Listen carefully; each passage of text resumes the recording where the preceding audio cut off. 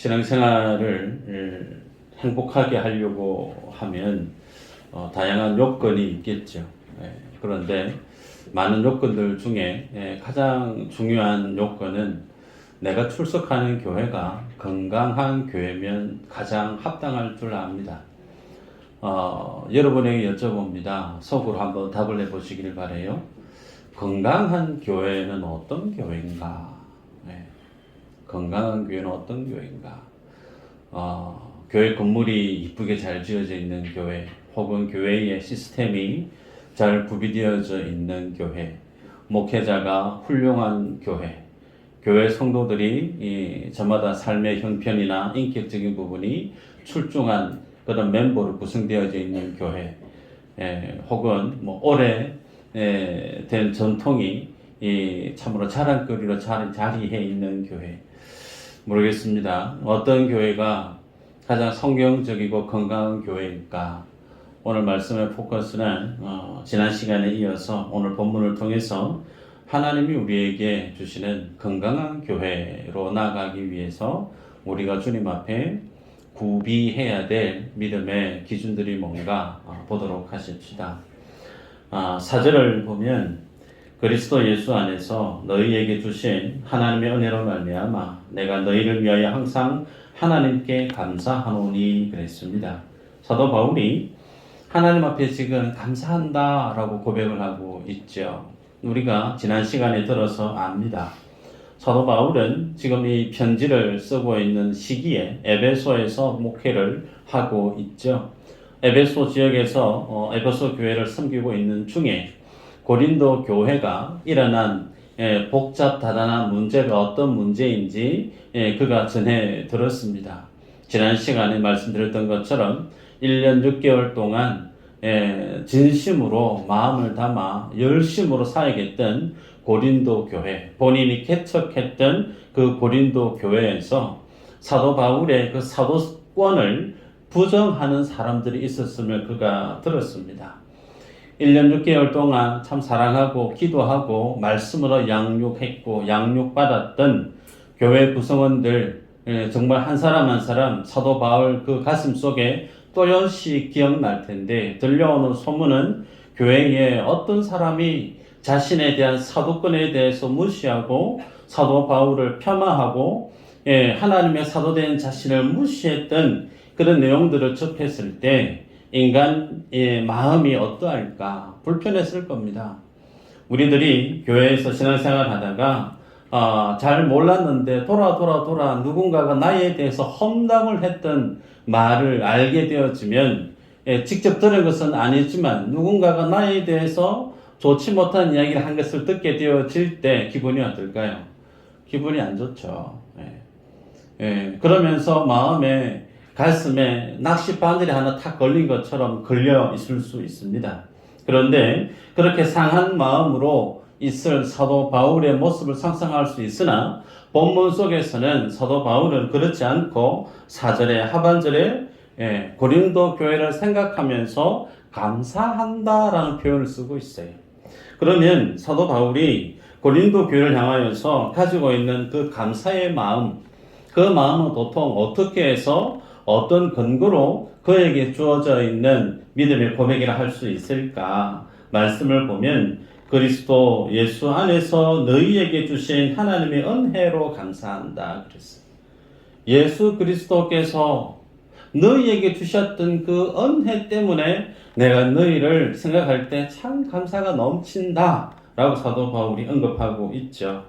그러면 사도 바울이 자신을 폄하하고 자신을 무시하고 있는 문제투성이인 고린도 교회 그 모습을 향해서 감사의 고백을 하고 있는 그 은혜의 실체는 어떤 것인가? 첫 번째로 건강한 교회 안에 있어야 될 모습 중에 가장 첫 번째는 하나님의 은혜가 삶에 실제로 드러나는 교회. 다시 말씀드릴까요? 건강한 교회는 어떤 교회인가? 하나님의 은혜가 있는데 그 하나님의 은혜가 성도들의 삶의 모습 속에 실체로, 사실로, 실제적인 삶의 내용으로 드러나는 교회가 건강한 교회임을 보게 됩니다. 특별히 사도 바울이 그리스도 예수 안에서 너희에게 주신 하나님의 은혜 그렇게 표현했는데 이 은혜는 어떤 은혜인가요? 구원의 은혜죠. 사도 바울을 통해서 예수님께서 주셨던 그 은혜를 바울의 삶을 녹여내서 1년 6개월 이상 고린도 교회 성도들에게 그가 누렸던 하나님이 그에게 주셨던 그 복음의 구원의 그 은혜를 고린도 교회 성도 한 사람 한 사람 아이 컨택하면서 그들의 눈을 마주 보면서 마치 1:1 성경 공부 대하듯 예배를 들으면서 그렇게 하나님의 진리를 나누었던 그 과정들을 지금 바울이 추억하고 있는 겁니다. 그러면서 그가 기뻐하고 감사하는 것이 그렇게 1년 6개월 동안 하나님께서 사도 바울을 통해서 그들에게 주었던 그 하나님의 은혜가 그때 과거형으로 지난 옛 일로 끝나버리는 것이 아니고 지금도 현재형으로 여전히 그 하나님의 은혜 속에 서 있는 고린도 교회 성도들의 모습으로 인해 그가 감사하고 있다. 그렇게 고백하고 있습니다. 그러면 그 은혜의 증거가 뭔가 5절에 이렇게 기록하죠. 이는 너희가 그 안에서 모든 일 곧 모든 언변과 모든 지식의 풍족함으로 하나님이 그들에게 주었던 은혜에 대해서 얘기하는데 그 은혜가 너무나 추상적인데 5절로 넘어가 보니까 어떤 은혜에 대한 증거였느냐? 모든 일, 곧 모든 언변과 모든 지식이 풍족하다. 네. 여기서 모든 언변이라고 할 때 우리들이 이해하기 쉬운 코드는 말 잘하는 은사를 뜻하는가? 혹은 설교, 스피치를 잘하는 그런 은사를 뜻하는가? 그렇게 유추할 수도 있겠으나 그 뜻이 아닙니다. 여기서 말씀하는 언변이라고 하는 것은 로고스를 말씀하고 있어요. 하나님의 말씀을 뜻하고 있습니다. 그래서 바울이 말하고 있는 은혜의 그 증거는 다름 아닌 하나님이 사도 바울을 통해서 고린도 교회 성도들에게 주셨던 하나님의 그 말씀, 그 말씀과 그 성경의 지식의 풍성함을 지금 사도 바울은 은혜의 증거로 제시하고 있다는 거예요. 그가 1년 6개월 동안 고린도 교회 성도들과 얼굴을 마주보면서 하나님의 말씀에 대해서 쭉 풀어주었을 때 그때 까마득한 옛 이야기로 지나가 버리는 것이 아니고 그때 전에 들었던 복음, 그때 전에 들었던 하나님의 그 말씀이 여전히 뭐 한다는 거예요? 고린도 교회 성도들 가슴 속에 살아있다는 겁니다. 과거형이 아닌 그때 그런 말씀이 있었지가 아니라 그때 전해 주었던 하나님의 말씀의 진리가 사도 바울을 살려냈던 것처럼 그 진리가 그 말씀의 부요함이 성도들의 삶들 속에 살아있다는 거예요. 그것이 사도 바울 귀에 들리고 확인되어져서 하나님이 너희에게 주었던 그 은혜 때문에 내가 고린도 교회 생각할 때마다 감사가 된다라고 고백하고 있습니다. 여러분, 이 말씀을 보면 교회 안에 사도 바울이 지금 듣고 있는 고린도 교회의 모습이 문제가 한두 가지가 아닌 줄 바울이 알고 있어요. 이미 다 들었기 때문에 드러난 문제만으로도 10가지가 넘는 정말 현대 교회 안에 있을 법한 다양한 문제를 고스란히 다 머금고 있는 교회가 고린도 교회입니다. 그런데 그 고린도 교회 안에 많은 모든 성도들이 하나같이 사도 바울의 사도권을 무시했다거나 모든 성도들이 하나님의 진리에서 떠나버렸다거나 그게 아니라는 거예요. 개중에 성도들은 하나님의 말씀 안에서 여전히 자신을 깨워서 경성하고 있는 성도들이 고린도 교회 안에 있었다라는 겁니다. 실제로 교회 안에는 우리 여러분들이 지금 앉아서 계시지만 저마다 신앙의 배경이 다 제각각 다른 분들이 참 많죠.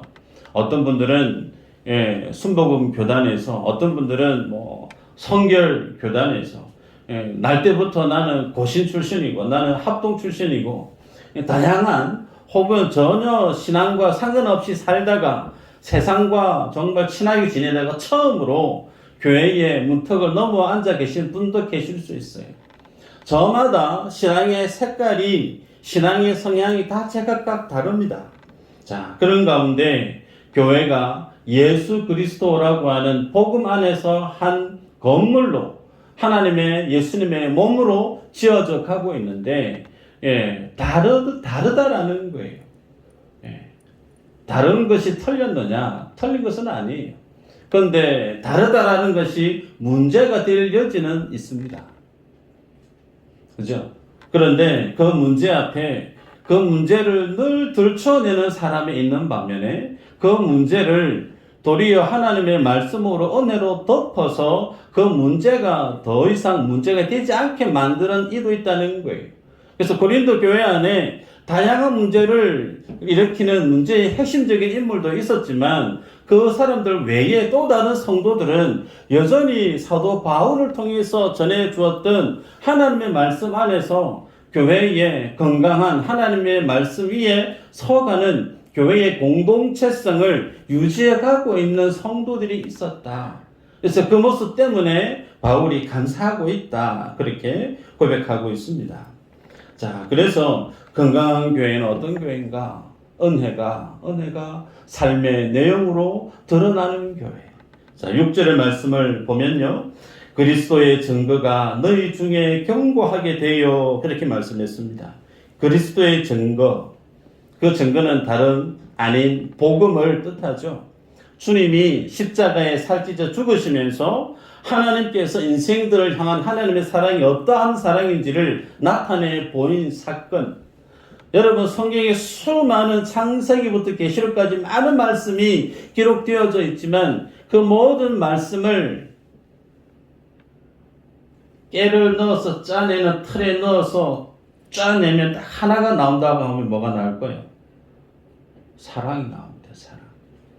그 하나님이 인생들을 어떻게 사랑하셨는지를 가장 극명하고 확실하게 보여줬던 사건이 자신의 아들을 십자가에 살찌져 죽게 하신 사건이에요.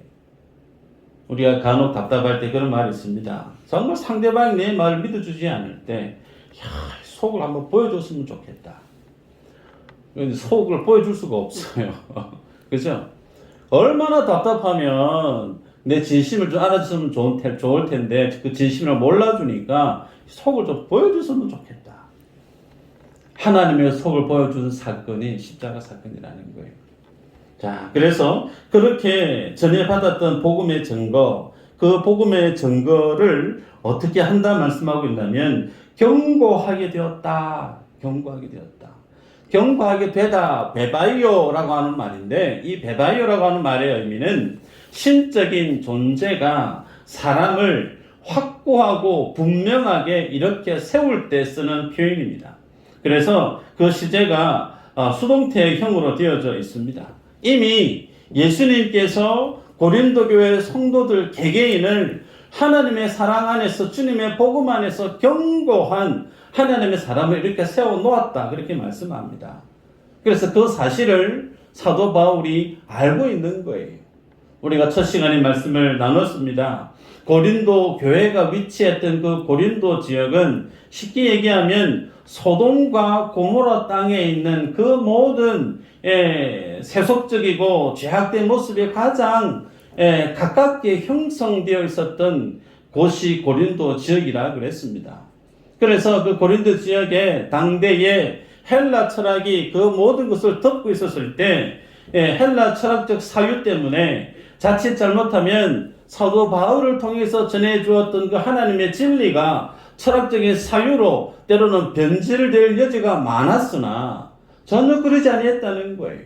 마치 배가 있는데 그 배가 망망대해에 떠 있지만 전혀 그 배 안에 물이 스며들어오지 않는, 그래서 그 망망대해에 정말 태풍이 치는 그런 바다 위에 있는 배일지라도 그 배가 제대로 만들어져 있는 배이기 때문에 좌초되거나 그 배 안에 바닷물이 들어올 여지가 전혀 없는 정말 건강한 모습, 그 모습 그대로 견고하게 하나님이 고린도 교회를 붙들고 있음을 사도 바울이 고백한 겁니다.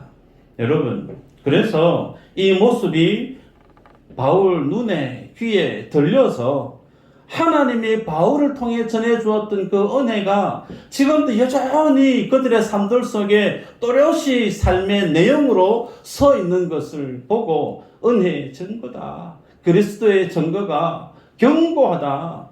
그 은혜를 생각할 때 내가 감사하게 된다. 그렇게 고백하고 있는 거예요.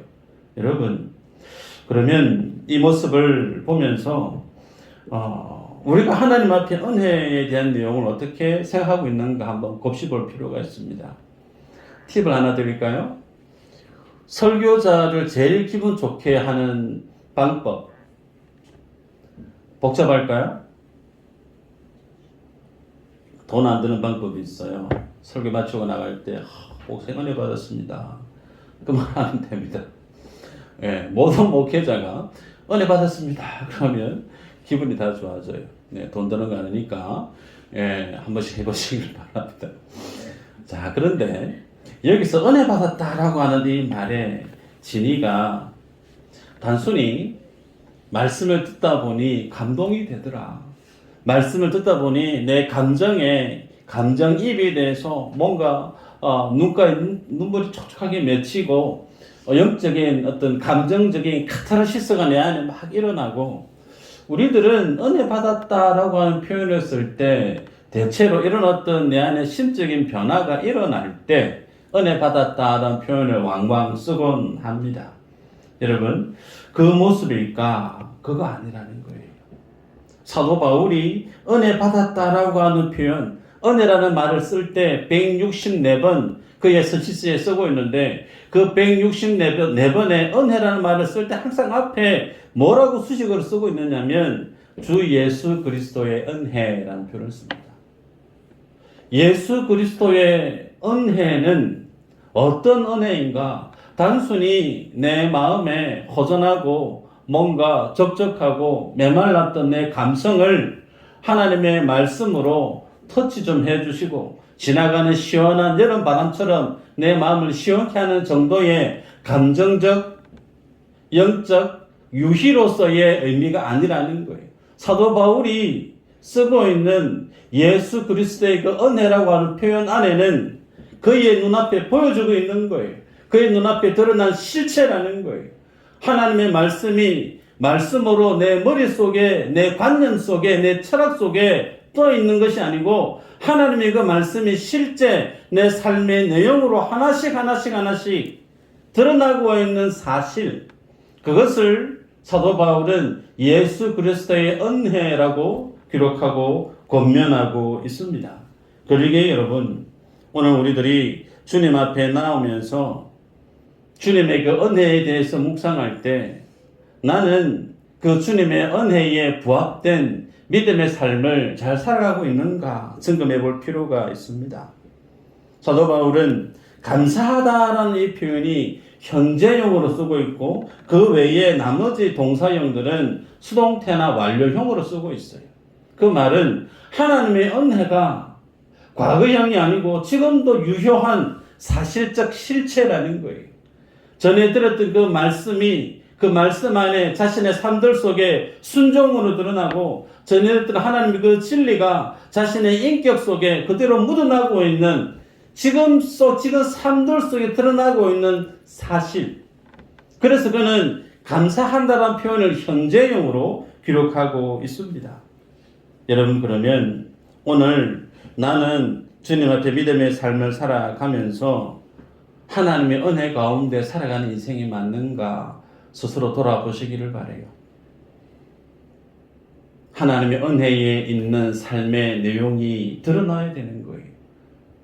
단지 교회 다니면서 찬양 드리면서 모여서 기쁘고 즐겁고 감정적으로 어떤 뭔가 기쁨이 넘치는 그 수준을 뛰어넘는 거예요. 수요일날 기도회 때 나누었던 찬양이 있습니다. 하나님의 꿈이 나의 비전이 되고 예수님의 성품이 나의 인격이 되고 성령님의 권능이 나의 능력이 되기를 원합니다. 네. 은혜가 이와 같다라는 거예요. 내 머릿속에 관념 속에 철학 속에 있는 것이 아니고 그 하나님의 은혜가 내 삶의 인격으로 내재화되어지는 거예요. 그래서 예수님을 믿은 지 오래된 소위 교회의 중직자일수록 영적인 책임감이 막중합니다. 왜 그럴까요?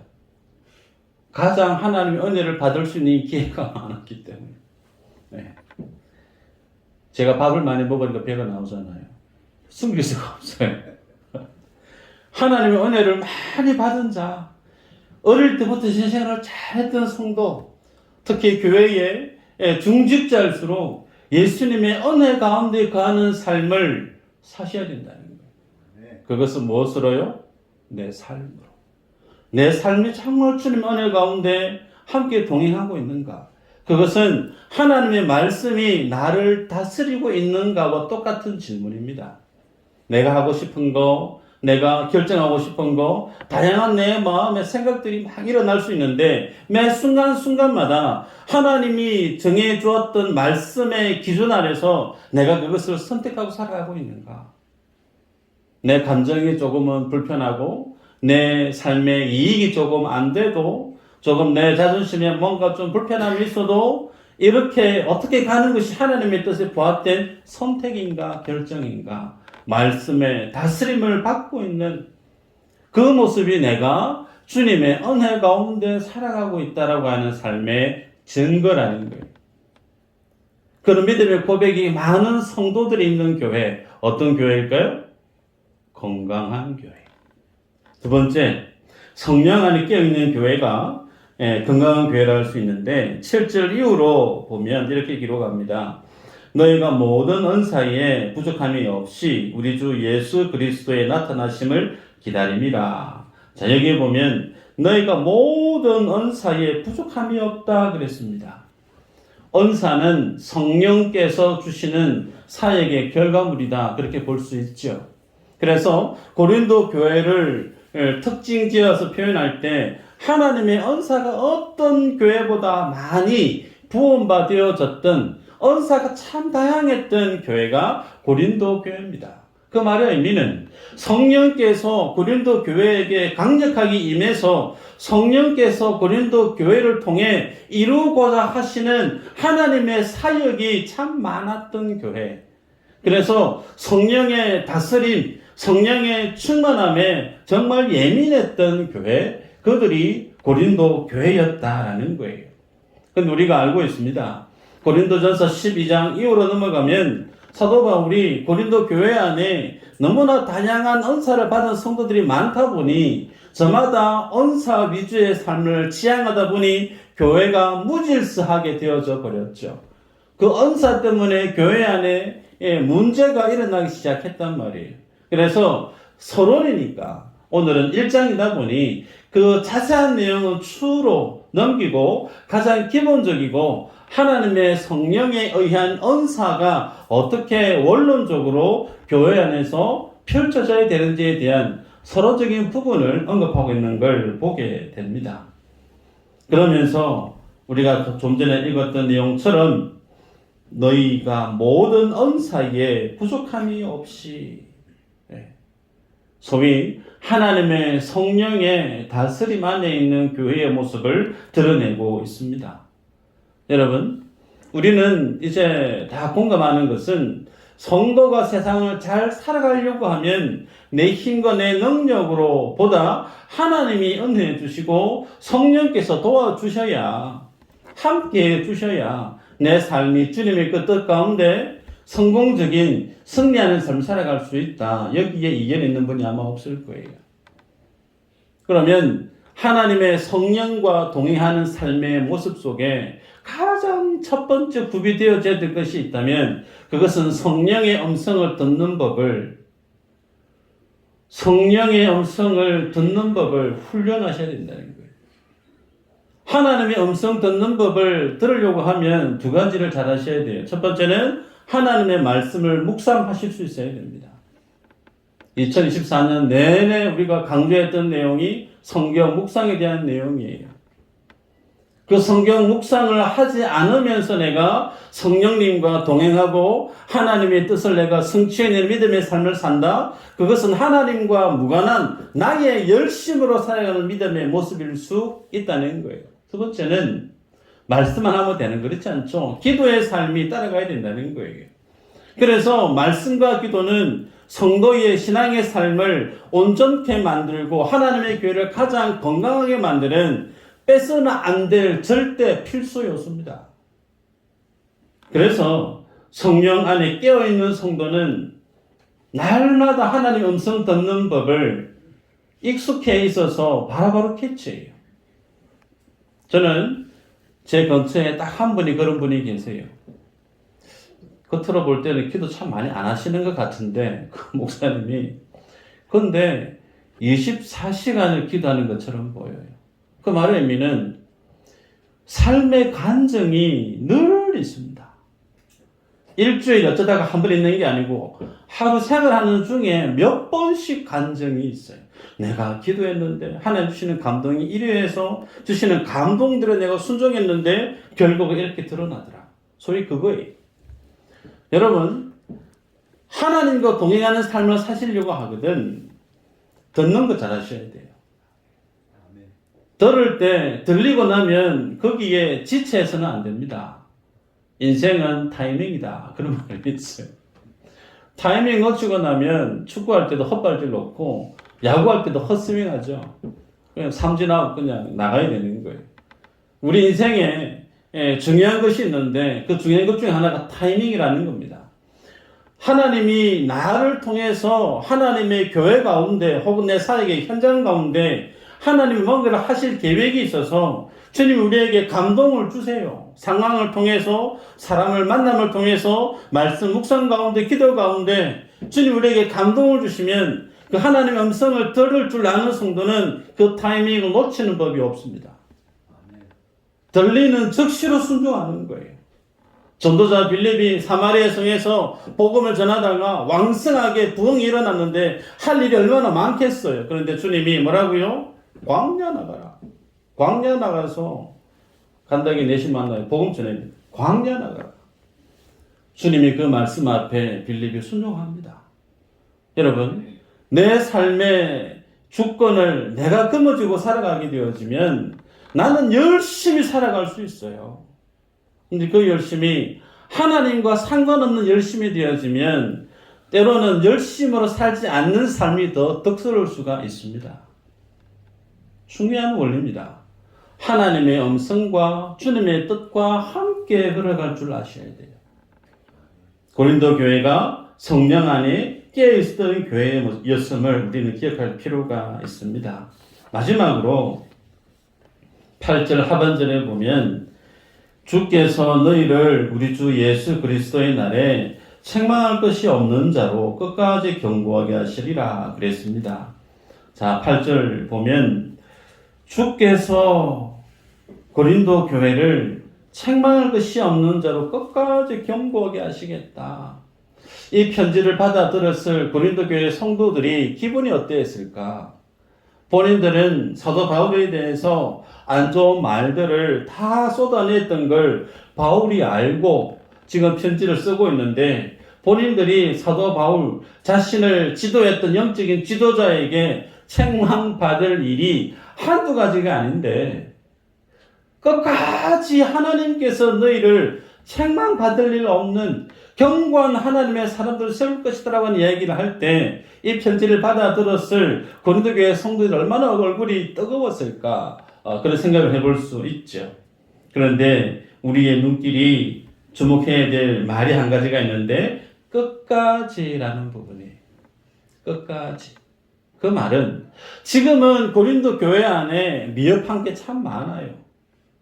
교회로서 세상 앞에 덕스럽고 다른 교회에 비해서 더욱더 성령 충만하고 아름다운 복된 소식이 넘쳐나야 되는 교회여야 되는 게 맞는데 지금은 그런 어떤 다른 교회나 세상 앞에 자랑할 수 있는 그런 모습은 별로 없는 것 같고 좀 숨기기 급급하고 덜 쳐지면 뽀록하면 걱정이 될 것 같고 뭐 그런 모습이 많이 있음에도 불구하고 뭐라는 거예요?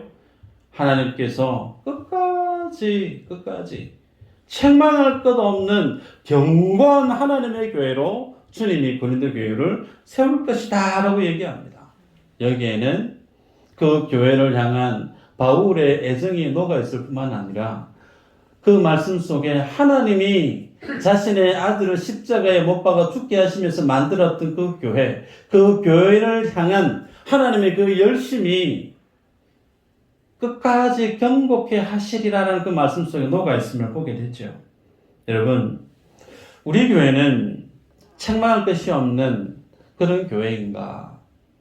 말씀을 준비하면서 자신에게도 이 질문을 던졌고 우리 교회에도 이 질문을 제가 던져봤습니다.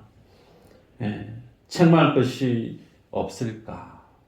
우리 미수제일 교회는 주님 앞에 자랑할 것만 있는 교회일까? 자랑할 것도 있고 책망받을 것도 있지 않겠나 싶어요.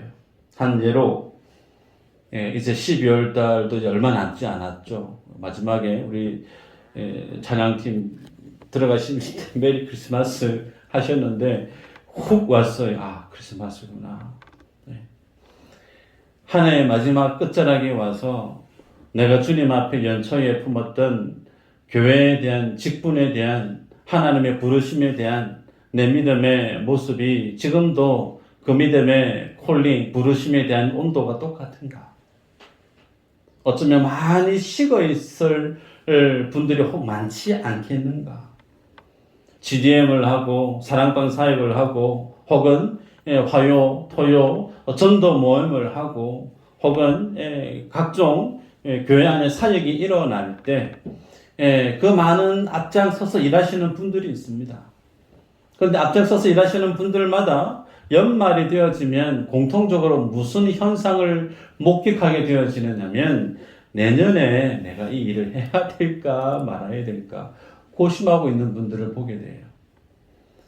그 사역 자체가 힘이 들어서 그럴 수도 있겠지만 그 사역이 힘든 이유 중에 하나가 뭐냐면 여러 많은 사람들이 이 말 했다가 저 말 했다가 그 많은 말들을 다 듣는 거예요. 임치신 권사님 좀 개인적으로 만나서 얘기해 본 적은 없습니다. 앞에 찬양하시면서 예배를 위해서 섬길 때 얼마나 감동이 되는지 몰라요. 저 참 너무 행복해요. 우리 미스제리 교회 자랑이 아닌가 싶어요. 그런데 이 사명을 감당해 오시면서 그 마음속에 얼마나 많은 말들을 들으셨을까. 본인께서 얘기는 안 하셔서 그렇지. 샘플로 지금 들어 쓰고 있는 거예요.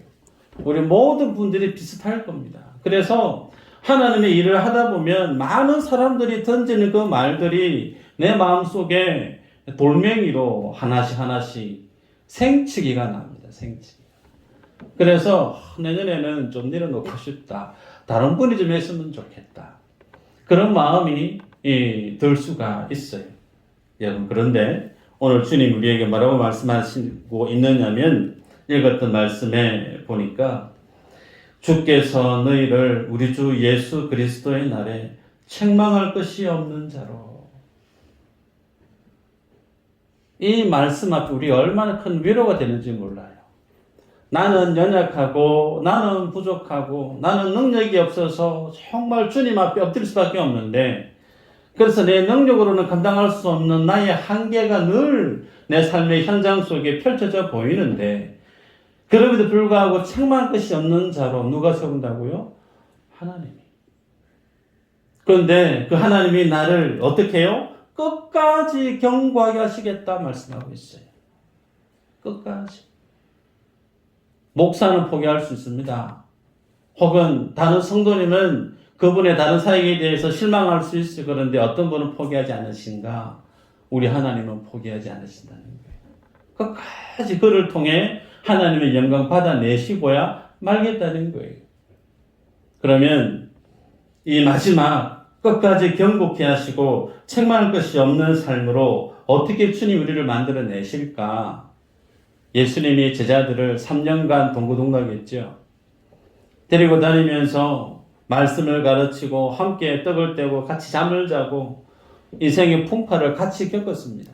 그것을 하나로 표현하면 성도의 교제로 말할 수 있어요.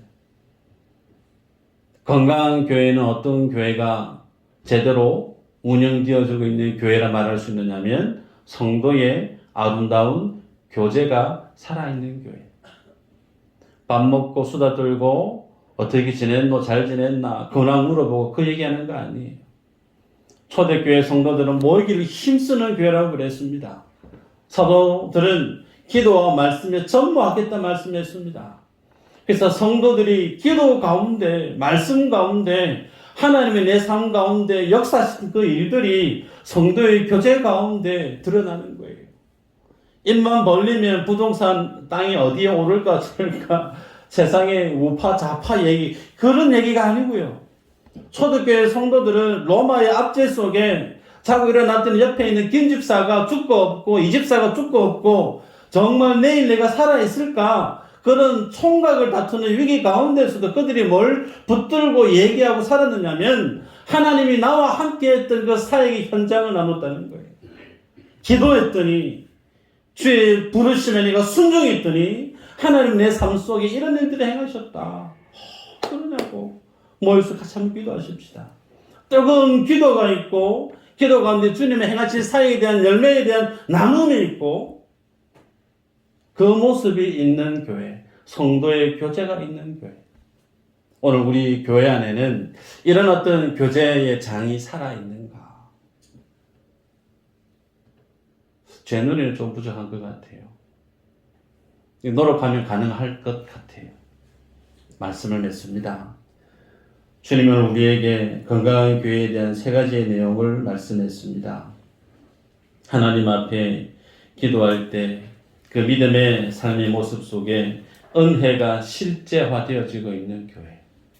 성령의 다스림 안에 성령의 동행하심 가운데 있는 교회. 성도의 아름다운 교제가 살아있는 교회.